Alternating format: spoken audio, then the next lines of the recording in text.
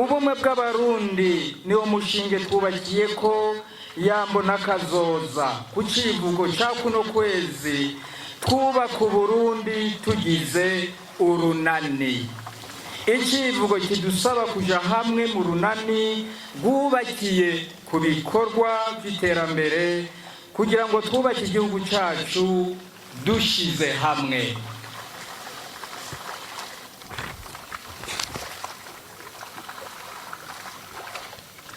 Tugendere mu makanda y'abasokuru bubatse igihugu cy'u Burundi bakagiha izina bakakirarira. Baratunganije intwaro ishimikiye ku bumwe batwaje igihugu cyifashe tukaba tubakuriye ubwatsi. Uburundi ni igihugu cyamye gisangiwe n'abarundi bose b'ubwoko bwose b'intara zose b'imiryango yose. Twese nta numwe atemera ku bumwe bw'abarundi bwamyeho ko naho bwatosekaye n'ubu bukiriho kandi buzokwamaho kuko abarundi dufise ishaka ryo kubunagura no kubutsimbataza. Turemera kandi ko ubumwe bw'abarundi ari ryo tunga risumba yandi yose basokuru baturaze, itunga ridasumwa kandi ridashumbushwa.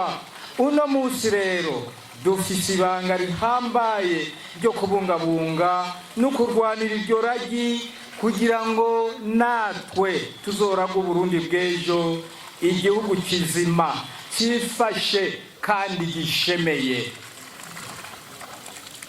Banyakubahwa batumire bahire, mwebwe mwitavye bino birori, dukubitije agatima ku makuba igihugu caciyemwe na cane cane aho cikukiriye biturutse ku barundi bahaniye amaronko bitwaje amacakubiri, abonse rimwe bagasubiranamwo bakikekana bakaryana gushikanaho amaraso y'abavukagihugu asesekera ubusa, abana b'u Burundi bakangara. Twihweje akabi ayo macakubiri yasize mu gihugu, ibintu bikayogera, abantu bagacika inkokora, Uburundi bukama busubira mu ihumbi. Twihweje ingene ayo makuba yacyoje igihugu akacambika iceyi mu makungu. Twihweje ingene abitwaza amacakubiri bafatira ku mazimwe atahandi ahagaze atari ugushaka kwigungira ko ivy'igihugu. Ariko twihweje ko naho ubumwe bw'abarundi bwatosekaye butigeze bugirira kubera ko bwari bushingiye ku mizi ishika kure. Kubera kandi ko abarundi twese twababajwe n'umuryano, dushaka kuvavanura n'amacakubiri ubutagisubira inyuma, maze tukubaka igihugu kirimwo uburaro n'uburamuko bwa twese, atagusobanurana, atagukumirana, igihugu c'amahoro n'ubumwe kizira ubugunge, akarenganyo n'agahotoro.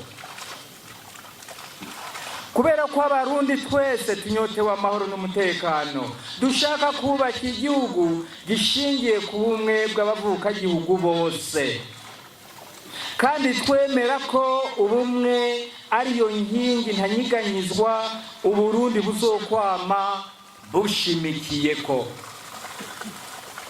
Kubera ko dushaka guharanira agateka kazina muntu kugira ngo uwo wese aba mu Burundi ashobore kwishira no kwizana, yubahirizwe, atunganirwe atankomanzi. Kubera twemera ko urugamba rwo guharanira ubumwe ari urugamba rw'iteka ku Murundi wese, ko tuzorurwana kandi tuzorutsinda, maze Uburundi bwamara igihugu c'amata n'ubuki kirangwamwo inama n'ingingo, twese dufise mu buraro n'uburamuko, igihugu tuzoraga abana n'abuzukuru.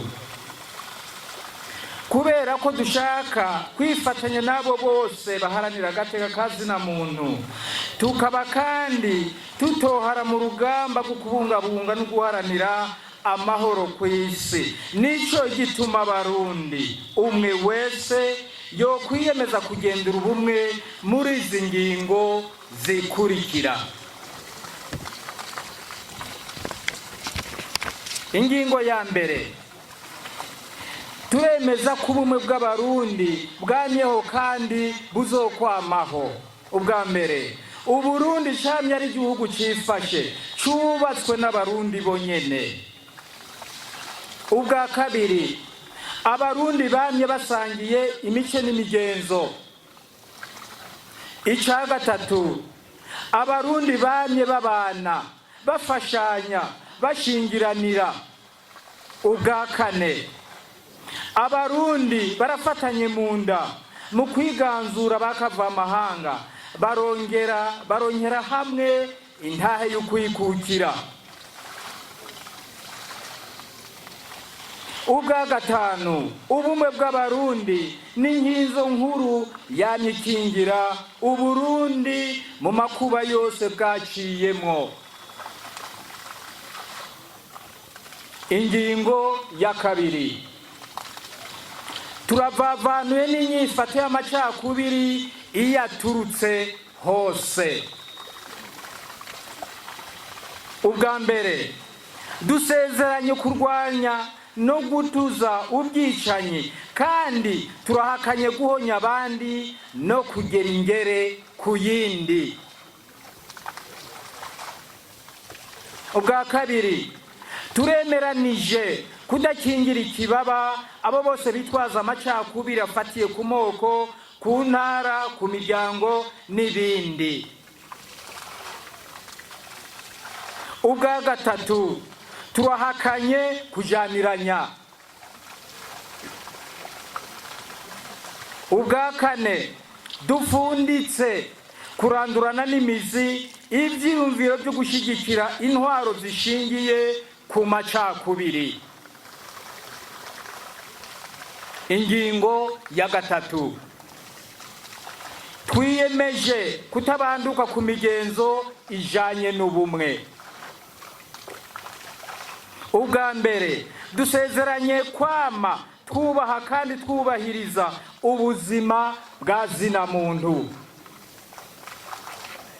Ubwa kabiri, turiyemeje kurekuranira no kwizerana.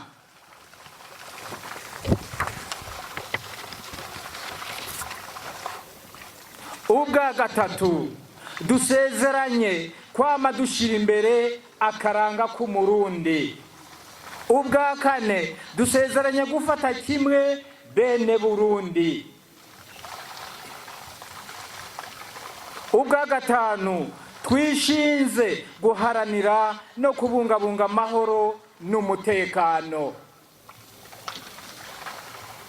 Ubwa gatandatu, dusezeranye kubahiriza no guharanira ubutungane mu gihugu.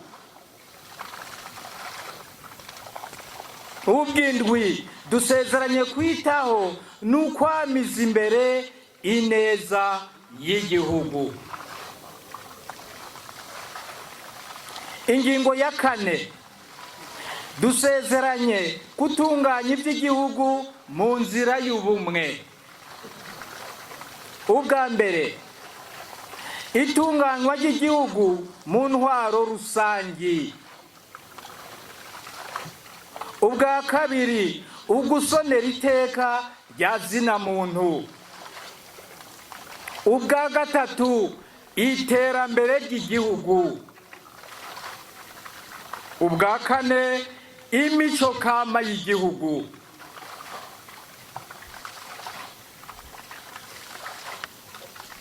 Mu gusozera, abarundi twashinze ko ayo masezerano ari indahiro ntarengwa. Amasezerano y'ubumwe bw'abarundi ni ay'abarundi twese atawuvuyemwo. Twayapfunditse tuyazi ineza, neza ido nido, twayapfunditse atagahato, twabitumwe n'ishaka ntangere dufise ryo kubaka Uburundi bushemeye, bwifashe, burangwamwo amahoro, ubumwe n'iterambere, igihugu c'iteka n'itekane, umuntu wese ashobora kubamwo atankomanzi, igihugu kizima gifise izina n'ijambo mu makungu. Nico gituma ayo masezerano ari ntabanduka. Ibirangurwa byose mu Burundi bitegerezwa kwama biyisunga. Nta ntwaro, nta rwego, nta tegeko, nta ngingo nimwe irekuriwe kuyahindura canke gutera kubiri nayo.